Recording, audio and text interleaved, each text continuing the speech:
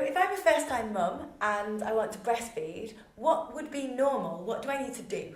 Okay, so first of all, that word normal, let's just state at the beginning, there's a massive, great range of what's normal. So if your baby feeds every hour in a 24-hour period, that could be normal for that baby. It doesn't mean you're not making enough milk. It doesn't mean there's something fundamentally wrong. That baby could be going through a growth spurt. They could be cluster feeding. They could be, working on building up your milk supply. If your baby goes sometimes 4 hours and they're only a week old, and that might be something you worry about, but that could be normal. Perhaps not 4 hours every single time, but one block of 4 hours could be normal at that point. I think what I would say to a new mum is talk to some people. In the olden days, we would live in a community where we would have older women around us and we'd talk to them and we'd learn about breastfeeding. So it's your job to go out in pregnancy and find your old women.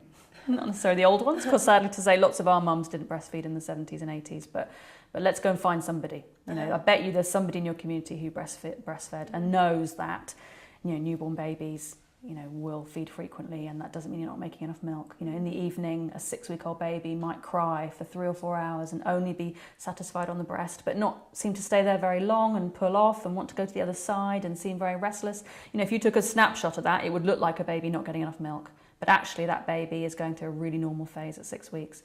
We're very quick to assume we're not making enough milk.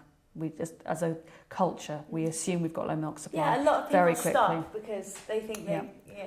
Because they don't realise, for example, at 6-8 weeks, our breasts start to feel softer. We don't have that feeling of fullness anymore, because that was actually a pretty inefficient system to be full of milk all the time, constantly remaking and reabsorbing milk. So our bodies get a bit more intelligent. We tend to make more milk when the baby's actually feeding. There's less unnecessary milk lying around, and we don't have as much blood and lymph fluid in the breasts after the first few weeks. A lot of people say to me, I can't... You don't know how much they're taking, or I don't have enough milk. And I say, how do you know? Yeah. Because actually, I can't feel. I still feed my children, and I can't feel how much milk I've got. No, nobody can. Okay. Unless you've got some weird X-ray machine, you're not going to know. So but I think because we come from a society where we like measuring, we like millilitres, we like seeing stuff. Breastfeeding is a bit of a leap of faith, but we had faith that our bodies could make the baby. I don't know many women that walk around in pregnancy going, I'm worried that, I'm not making it right. I'm worried that my body's not going to produce a baby at the end of it that looks like a baby. I mean, we kind of have a bit of faith in that process. So I think if we had a bit more faith in breastfeeding, things would work out. Our breasts aren't going to stay full and firm, and some women don't necessarily have that really strong feeling of fullness, even in the early days. Mm-hmm. We may stop leaking. We may stop feeling the letdown reflex. We may never have felt it. The only way you can really tell is by looking at your baby. So you need to, if you're a new mum, find out about nappies. What do the nappies need to look like in the first week? So it's okay on day 2 to still have a bit of brick dust in the nappy because the baby still might be a bit dehydrated. That's fine. Once you get to day 4, day 5, we shouldn't really see that brick dust anymore. Urine should start to be looking normal. The poo should be getting paler. We don't want that sticky black meconium stuff to be hanging around. And then gradually we're going to move towards that kind of yellowy, more breastfed baby, mustardy type colour. Although sometimes it's a bit orangey, sometimes it's even a bit green. That isn't necessarily cause for panic, but we're going to see it getting paler. If we know how poo changes, we've got this excellent gauge for how our breastfeeding's going.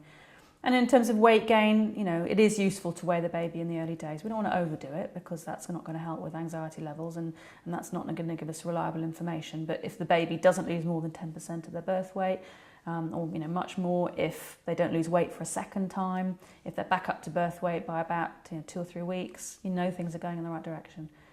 If in terms of those charts, a baby doesn't have to stick exactly on that line. That's not what statistics are about. Weren't those charts, the baby weight charts, were made for babies who were on formula anyway, weren't they? That was true about 10 years ago. The ones in the Red Book now in the UK are all exclusively breastfed baby data. So they're all based on WHO data from various countries around the world, Ghana and Sweden and various other countries.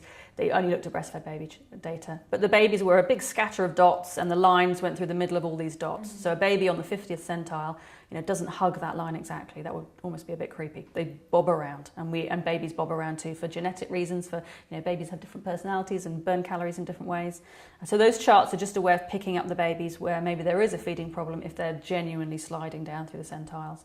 But no, they are currently breastfed baby, and exclusively breastfed baby charts reflect that that's normal growth. That's what babies are normally meant to do. 10 years ago, they were mixed feeding charts, and often breastfed babies would start to fall off them around about 3 or 4 months, and that's when people started to worry about their milk supply and supplement. But now they are just breastfeeding babies. Okay.